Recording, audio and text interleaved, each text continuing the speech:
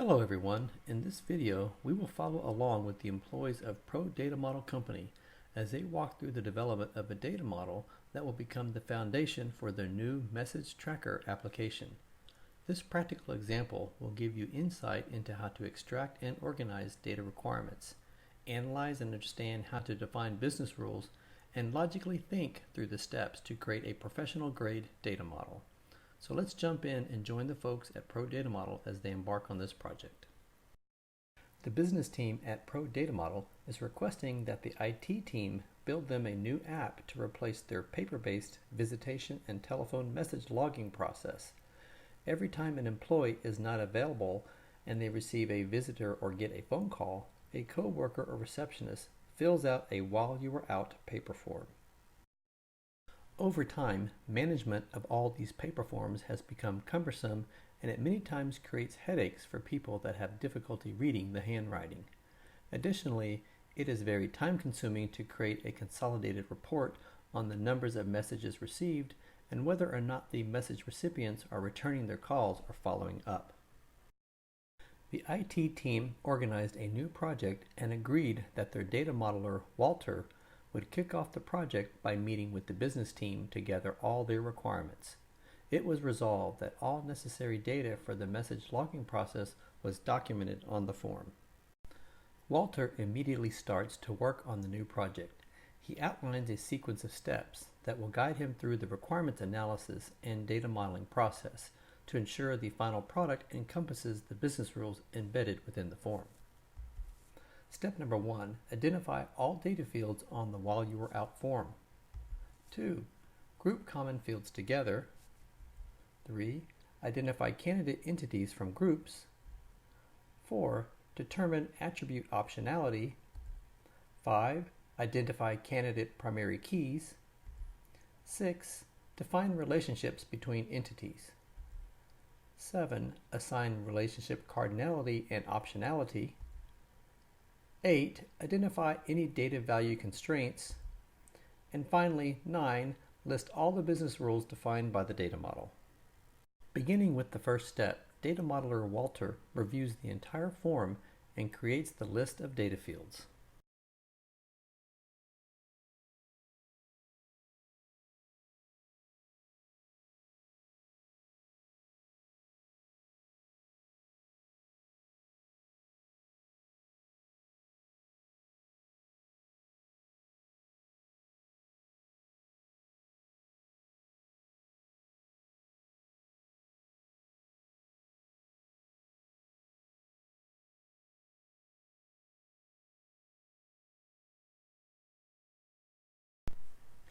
With all data fields identified, it's now important to review the context of each field and determine if there are other fields of a similar topic on the form.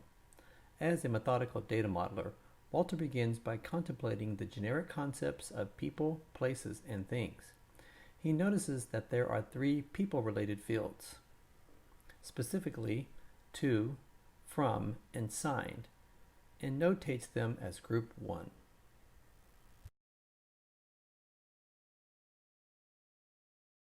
There is another field that is related to people, the of field, as it would be populated with an organization or company name, which can be a group of people or a registered legal entity.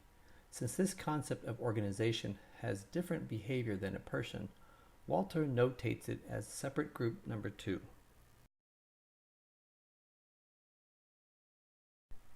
Continuing on, Walter notices that there are multiple contact-related data fields, phone, email, and 3 phone-type checkboxes. Since these are the only data fields of this topic, he proceeds to mark these fields as the next group.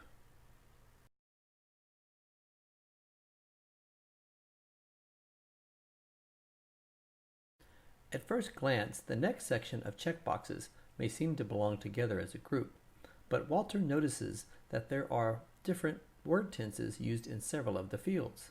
Telephoned and returned call are past tensed, whereas please call, please see me, and will call again seem to be requested actions. And the important checkbox appears to be independent of the others and may have been grouped on the form just for visual purposes. So Walter decides to group the two past tense checkboxes together.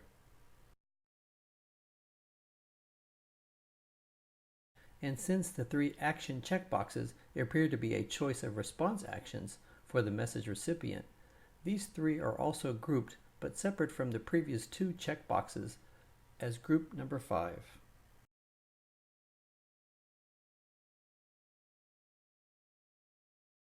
There are now only 4 remaining fields on the form that have not been grouped: date, time, important checkbox, and message. It seems that all 4 of these fields are directly related to the actual message itself. The date and time the call or visit took place, whether or not this message was considered as important, and a message field to document any other pertinent information about the reason or purpose for the call or visit. So it seems clear to group these 4 remaining fields together.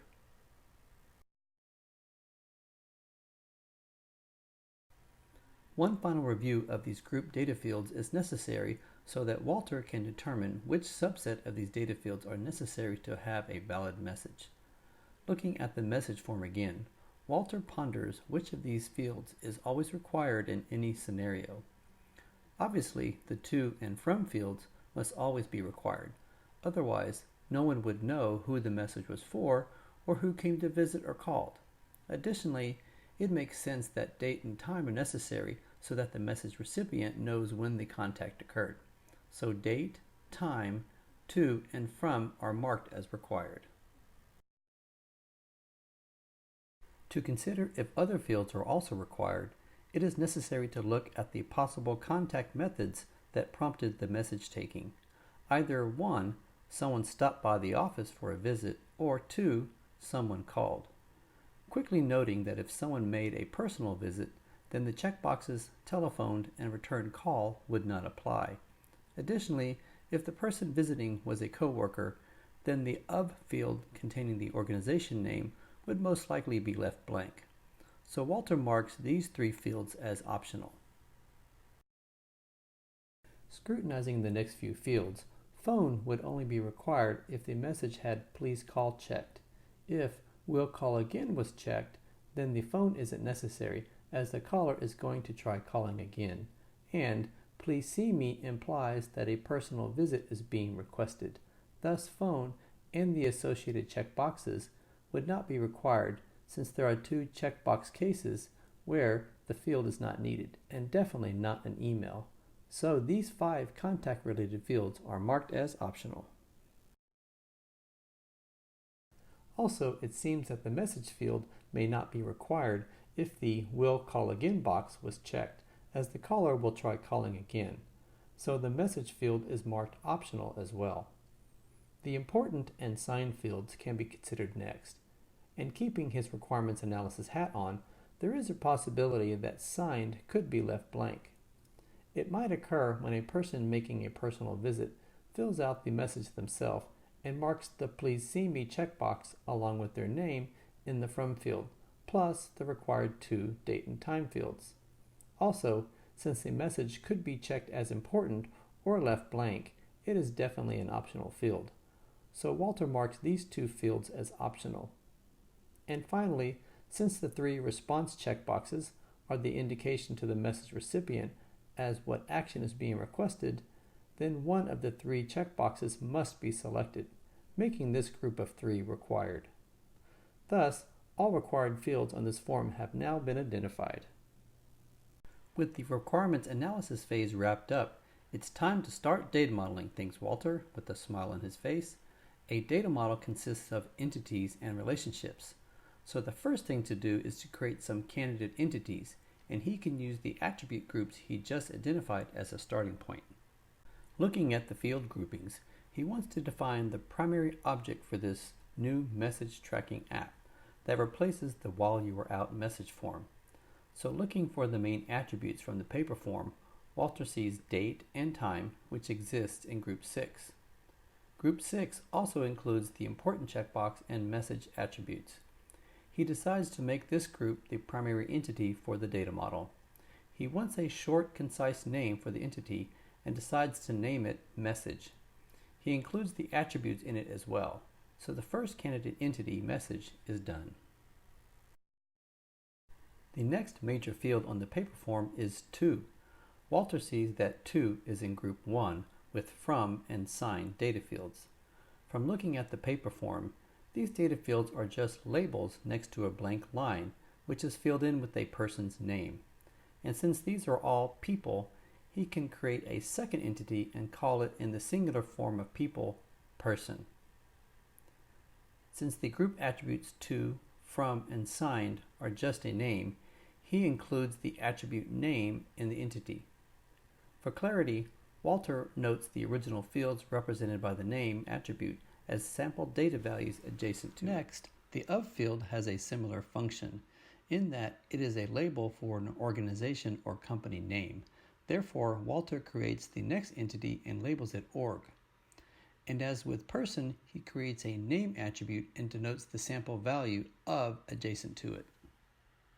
The next group of data fields are related to contact information, so he creates a new entity called contact info and includes the group 3 data fields as attributes. The two remaining groups of data fields were from the checkbox group on the form. The checkbox labels themselves belong to one of two groups, either the event group or the action group. Since the action group is in response to the event group, Walter decides to name these next two entities as event and response. Thinking about the individual checkbox labels, instead of adding them as attributes directly, he sees that these values are actually instances of an event or response, and not individual attributes. Therefore, he instead creates a new attribute name of type and places them in each of the two entities. Also, adding the sample values for clarity of meaning. With the candidate entities for the while you were out data model created, it's time to define the candidate primary keys for each entity. Walter remembers that these are considered candidate entities and candidate primary keys because these are our first best estimates of the final list of entities and associated PKs, since relationships have not yet been added to the model. So, starting with the message entity, he considers which of the 4 attributes would create a good unique identifier. One property of the primary key is that it is always required or not null. Since only date and time are marked as required, and would definitely identify the point in time the message was recorded, these become the candidate primary key for the entity. Looking ahead at person, org, event, and response entities, all of them only have a single attribute. Therefore, it makes sense to denote all of these single attributes as their primary key for each respective entity. Additionally, since each name instance will be the unique identifier for person and org, and also that our predefined checkbox labels will be the values of the type attribute, this gives Walter confidence that these are very good candidate primary key selections. The remaining entity, contact info, doesn't have any required fields, so at this time, Walter cannot recommend a candidate primary key and will wait till the next step of defining relationships to see if another option materializes. So for now, he does not define a primary key for contact info entity. With all the candidate entities and their primary keys identified, it's now time to start linking them together with the relationships and begin some serious data modeling. With the message entity placed on the diagram, he remembers that during logical data modeling, it is best to treat all attributes as required, as this helps ensure that each attribute supports the primary key. But important and message were optional.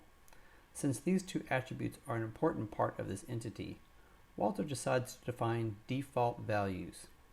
For the important checkbox field, it will be defaulted to no, and the message field will be defaulted to none. In order to create a new message instance with all the necessary attributes, Walter needs to start creating relationships from other entities to message. Looking at the form, the next main field is the to field, which is a person's name. It is contained by the person entity, so Walter adds it to the model. To get the to field into the message entity, a relationship from person to message needs to be created, so the name field is migrated as a foreign key into message entity. However, before drawing the relationship line, Walter first needs to determine if the relationship will be identifying or non-identifying. Remembering that many people in the business team use these while you are out message forms, it is possible that several people could have received calls near the same time. So it makes sense that he should use an identifying relationship, which is a solid line, with the direction of the arrow showing the direction of the PK migration into the child entity. For clarity, he also annotates the role name to on the relationship line, which also appears as part of the migrated key name. Now, the primary key of the message is to.name, date, and time. This provides a better key to ensure uniqueness in the entity across their company. Next, Walter draws another relationship between person and message for the from role. However, he opts to use a non-identifying relationship because he already has a good primary key. But, just to double check his work, he thinks of a scenario where the new message primary key would require the from field. So if the same person left more than one message for the same to person at the same time, then it would work, but this scenario doesn't make much business sense. Satisfied, he moves on to the next person role, signed. Again, he draws another relationship between person and message using a non-identifying relationship to add a signed person attribute to the child entity as another non-primary key attribute. He pauses and looks at the multiple relationships. Knowing that his model should not contain optional fields at this logical modeling stage, Walter recalls that the sign field was marked as optional in the requirements. Therefore, he needs to move the sign attribute into a separate entity. So, Walter removes the signed relationship link from message and instead creates a new entity called signed message and adds the new signed relationship there. Now, checking his work, in case the message isn't signed, then the entity message is fully populated with no empty fields. And when the message is signed, an entry would be instantiated in the new entity signed message. So this looks good.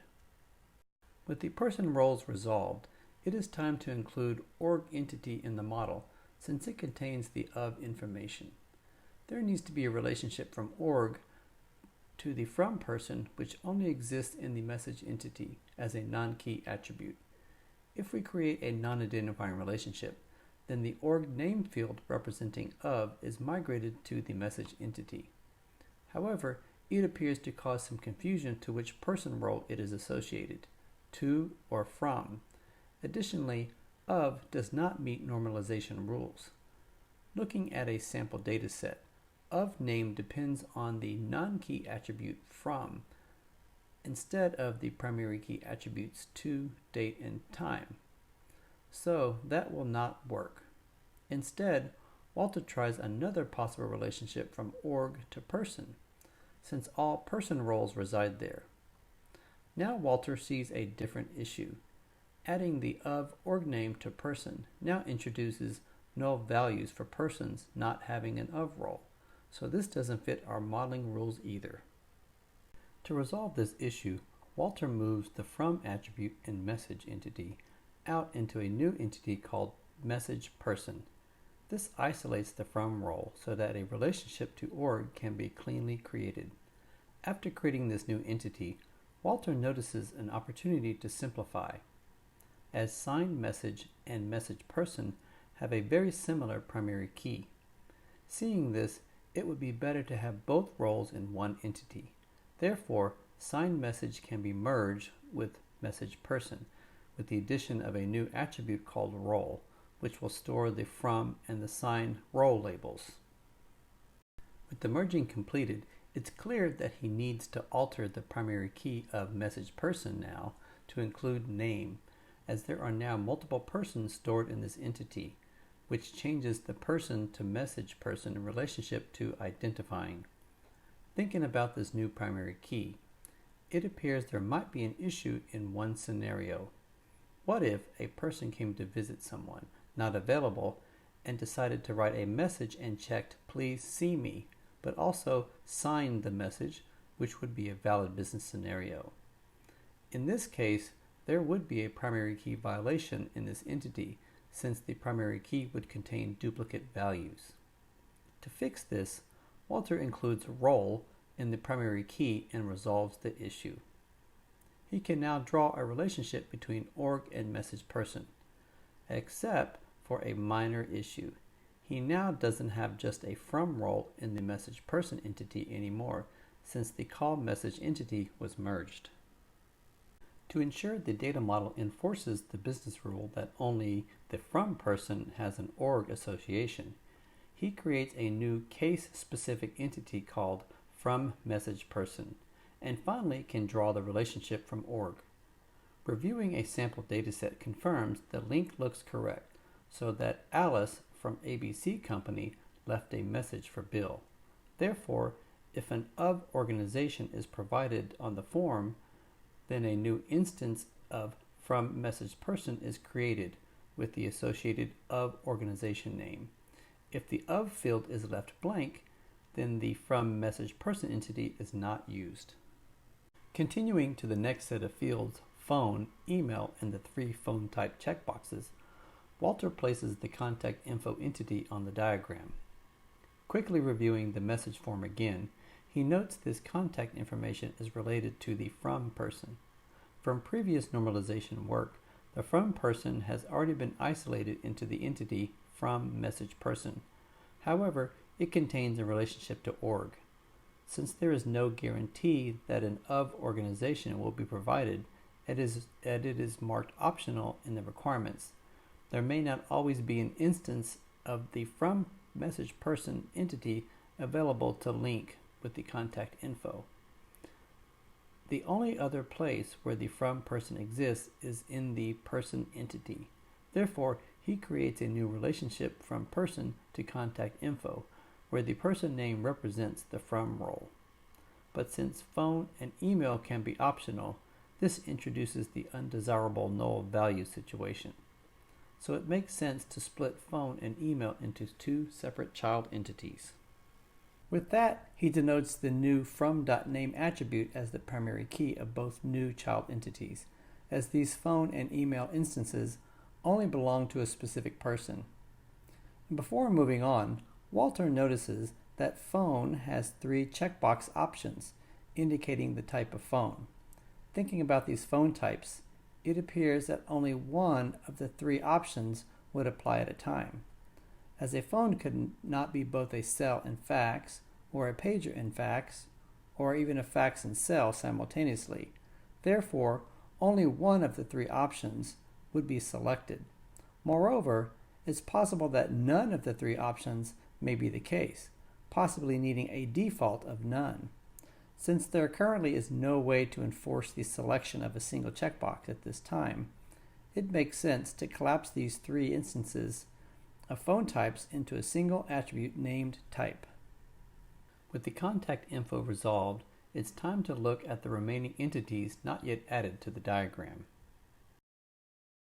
So, the next entity event actually represents a subset of the checkboxes within the group of 6 on the form, specifically the 2 past tense checkboxes, telephoned and returned call. And since the message might be recording a call event, it needs a relationship to event entity. However, thinking about the other scenario of a personal visit, the event instances would not apply since they are call related only. This would inadvertently introduce a null value. Therefore, Walter needs to create a new case-specific entity that would link to the event entity. So he creates a new entity named call message and draws a relationship from event as a non-identifying, as there can only be one event type in the call message instance. Including type in the primary key of call message would allow more than one event type, which doesn't fit the use case. So no change in the primary key is required, and the relationship can remain as non-identifying.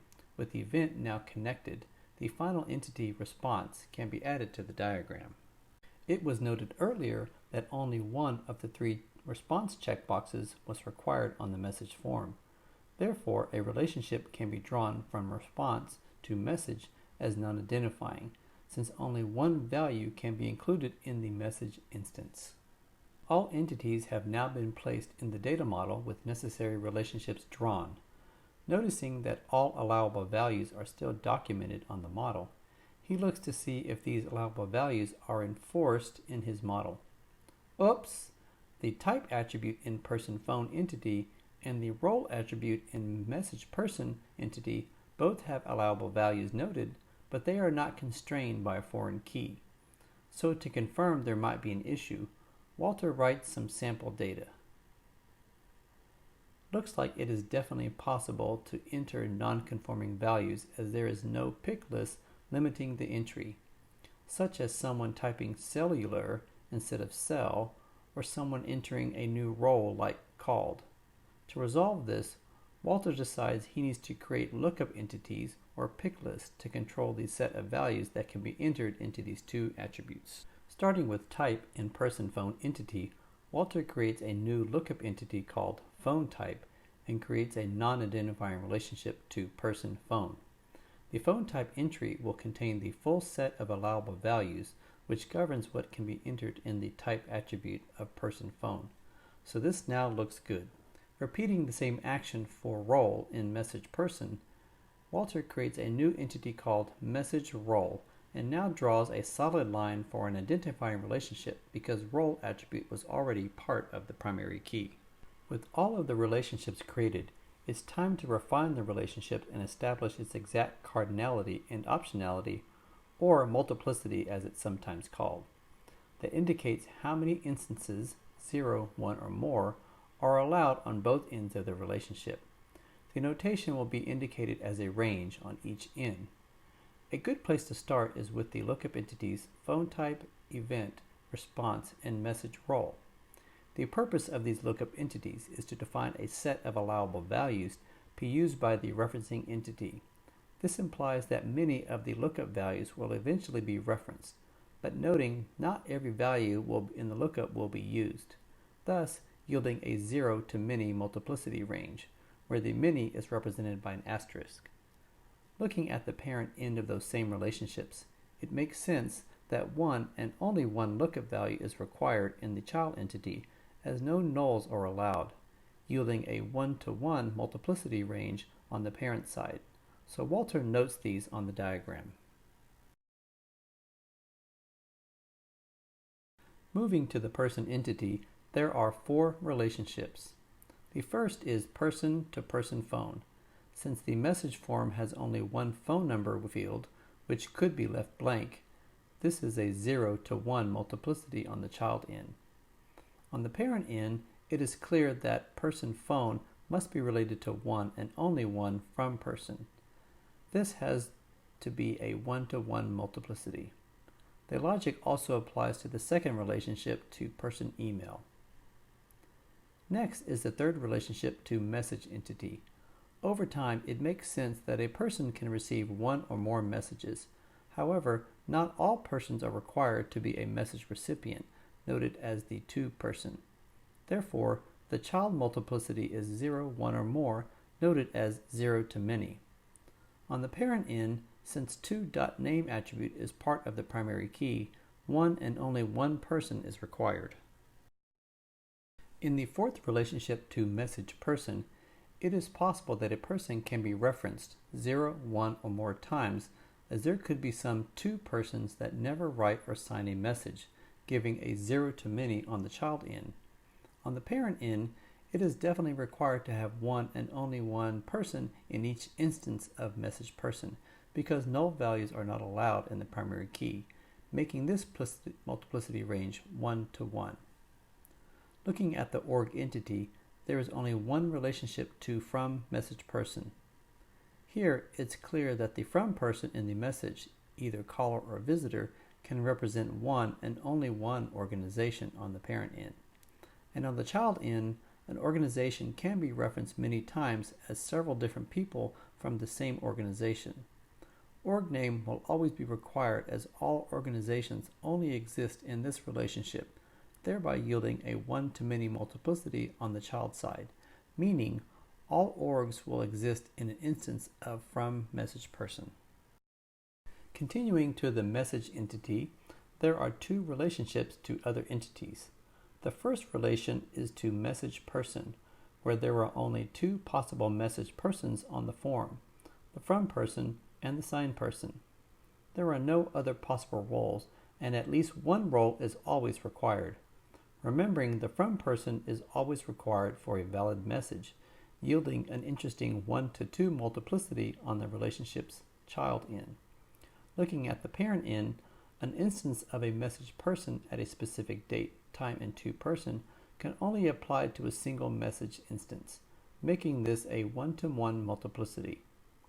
The second relationship is to the call message entity. Remembering that call message was a case-specific entity, this is referred to in data modeling as a supertype-subtype relationship, or 1-to-1. This means that for every instance of message that occurs, there may be a related instance in the child entity, giving a 0-to-1 multiplicity on the child in. Whereas, no call message instance can occur without a related message, yielding a 1-to-1 multiplicity on the parent end of the relationship. Moving to the last entity, message person, there only exists a single relationship to from message person, as this is also a case-specific entity or supertype-subtype. It will have the same exact multiplicity as the previous subtype relation. Finally, recalling that the subtype must have a discriminator attribute defined, Walter revisits the attributes in the supertype entities. He needs to select which attribute in the supertype entity provides the value to indicate whether a subtype instance should exist.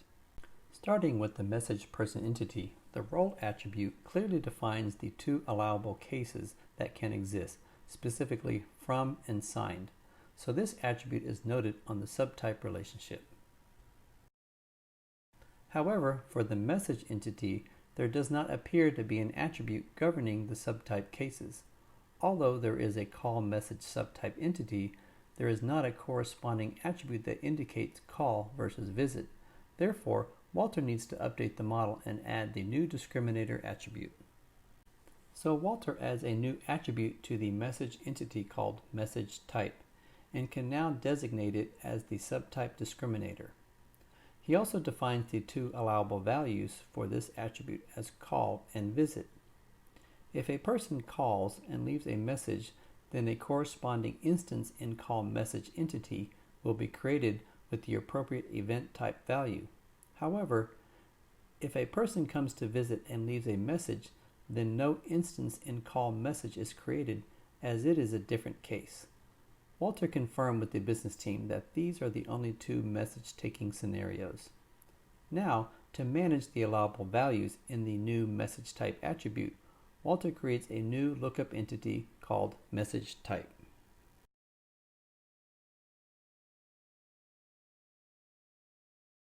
The multiplicity of the new relationship from message type to message is 0, 1 to many on the child end, as there may not always be a visit message, making it optional, or 0 in the multiplicity range.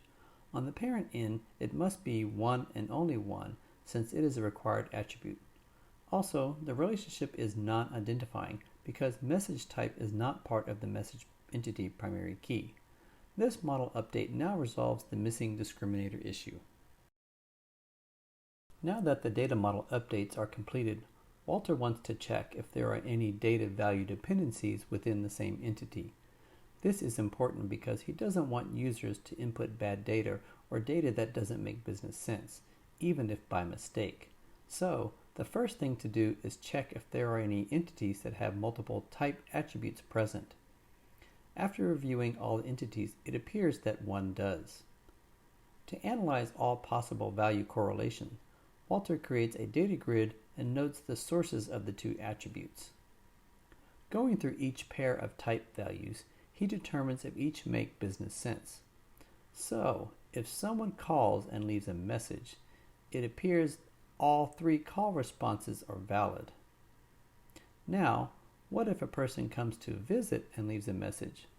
It's true they could request the person call them with "please call," and it also makes sense that the message could ask them to "please see me." However, the last value "will call again" implies that the visiting person called instead of visited. So this doesn't make sense for a visit unless the checkbox labels was actually will visit again. So this last value pair does not seem valid. This means he has to create a new rules entity to store the valid value pairs. This new entity will look like the example data grid, which consists of two attributes, message type and response type. To ensure the two new attributes are restricted to contain only the allowable values, Walter creates relationships from the actual lookup entities. Since both attributes are called type, he role named them in the new entity. Also, both attributes are required to create a unique primary key, so both new relationships are identifying. This new rule entity will only contain the valid value pair combinations, so there are only 5 out of the 6 available combinations that will be stored as data rules. One more thing to do. Determine cardinality and optionality of the two new relationships. The data grid indicates that message type column defines all the scenarios, call and visit, so all the values are present in the rule entity. This indicates a one-to-many on the child end, and each instance in the rule entity must contain one and only one value from message type, giving the parent end a one-to-one multiplicity range. So, Walter updates the message type relationship with these. For the response type relationship, since not every value would be valid, the multiplicity range on the child end is 0, 1, or more, with a required instance of 1 on the parent end, making this a one-to-one multiplicity. Wow, Walter thinks to himself, I'm done with this new data model, but I need to present it to the business team for validation. However, they are not too familiar with reading a data model. I think I have the solution. Since the data model is nothing but a series of business rules, Walter finds an old slide from his data model training that describes how to properly read a business rule from the data model as a refresher. Each relationship can be read as a business rule. This slide uses the information engineering modeling notation where the crow's foot symbol represents many. The vertical bar and the circle represent 1 or 0. If both are present, it means optional becoming mandatory. And the relationship between two entities can be read as a sentence using a verb phrase and inverse verb phrase. This will generate two different business rules for every relationship in the data model. One will read from parent to child, and the other business rule will read from child to parent using the associated verb phrase and multiplicities. Now, all I need to do is add verb phrases to my model, thinks Walter. So, Walter quickly goes through and creates the verb phrases and inverse verb phrases on all relationships.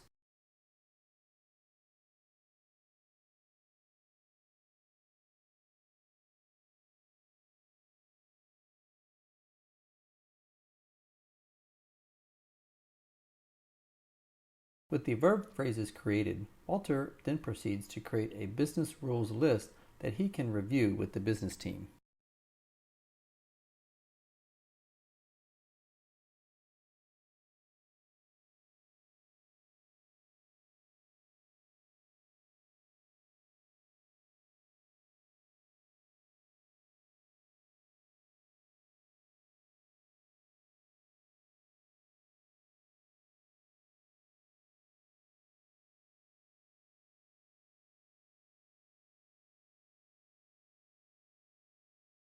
With his business rules in hand, Walter sets up a meeting with the business team and reviews the requirements for their new information system. Hooray! Great job, Walter! The first phase is completed and approved. He is now ready to convert his data model into a new physical data model for the database. But that'll be in the next video. Thanks for watching!